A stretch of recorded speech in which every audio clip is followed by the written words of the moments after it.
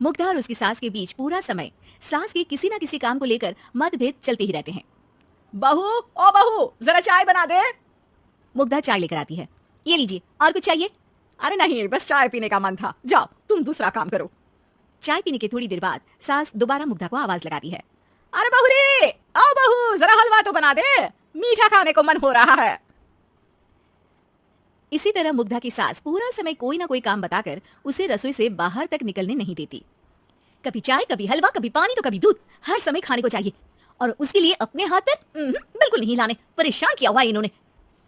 सास की जबरदस्ती परेशान करने की आदतों से दुखी मुग्धा एक शाम सचिन के साथ अपने कमरे में बैठी हुई बात कर रही होती है। सुनो जी, मम्मी जी की ये जानबूझकर मुझे परेशान करने की फरमाइशों से मैं बहुत फ्रस्ट्रेट हो चुकी हूँ। पूरे दिन में एक सेकंड का आराम नहीं मिलता। रसोई से बाहर कदम रखती नहीं कि बहू ये बना दे, बहुरी वो बना दे। अरे इनकी फरमाइशें चलती रहती है। अरे मुग्धा, माँ खाने की शौकीन है, पर उम्र हो चली है, खुद खाना नहीं बना सकती, इसलिए तुमसे बोलती है। अरे तो शौक भी उम्र देख कर रखने चाहिए ना। समझ में नहीं आता, हर समय फेविकॉल का जोड़ लगाए सोफे से चिपके बैठी रहती है। इतना सब डाइजेस्ट कैसे हो जाता है उन्हें? अरे तुम मेरी माँ से इतनी नफरत कैसे कर सकती हो? मैं उनसे नफरत नहीं करती जी, बस परेशान हूँ। जहां मुग्धा अपने पति से ये सब बोल रही होती है, वहीं उसकी सास भी कमरे के बाहर दरवाजे से कान लगाए सारी बातें सुन रही होती है और अगली दोपहर रसोई में मुग्धा के पास जाती है। बहू, आज ना मेरा कुछ मसालेदार खाने का मन है। तो चाय बना दो, मुझे बहुत पसंद है।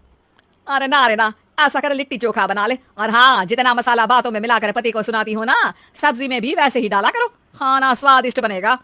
सास की बात सुनकर मुग्धा हैरान रह जाती है।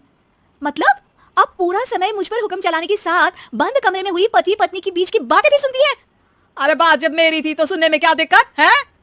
ये कहकर सास वहां से चली जाती है। अरे अब तो हद पार हो गई, इस तरह से तो ये मेरा जीना मुश्किल कर देंगी।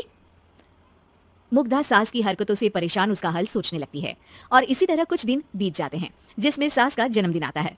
मुग्धा बहुत खुशी के साथ अपनी सास को एंड्रॉइड मोबाइल गिफ्ट करती है। मम्मी, आपको सबसे बात करने के लिए बहुत दिक्कत होती है ना, कभी सचिन तो कभी मुझे बोलना पड़ता है, पर इस मोबाइल से आपको कोई दिक्कत नहीं होगी। एक जगह बैठे बैठे बहुत कुछ कर सकती हैं अब आप। मोबाइल देख सासू माँ खुश हो जाती है, पर उसे इस्तेमाल करना तो आता नहीं, इसलिए साइड में रख देती है। जिसे देख मुग्धा घर का सारा काम छोड़ मोबाइल सेट कर सास को इस्तेमाल करना सिखाने लगती है, जिसके बाद अब सास पूरा समय मोबाइल में ही लगी रहती है। हाय, जब से मम्मी को मोबाइल मिला है मेरी लाइफ में कितनी शांति आई है। अच्छा है, इसी तरह बिजी रहे तो मैं भी सुकून की जिंदगी जी पाऊंगी। अब मुग्धा जब मन करे काम करना, जैसा चाहे वैसा खाना बनाकर खाना, पूरा समय रिलैक्स और खुश रहने लगती है। क्या बात है, आजकल तुम बहुत चहक रही हो। अरे मम्मी जी से छुटकारा जो मिला है, अब ना फरमाइशें ना छुप छुप कर बातें सुनना। अच्छा, तो मोबाइल गिफ्ट करने की ये स्कीम थी।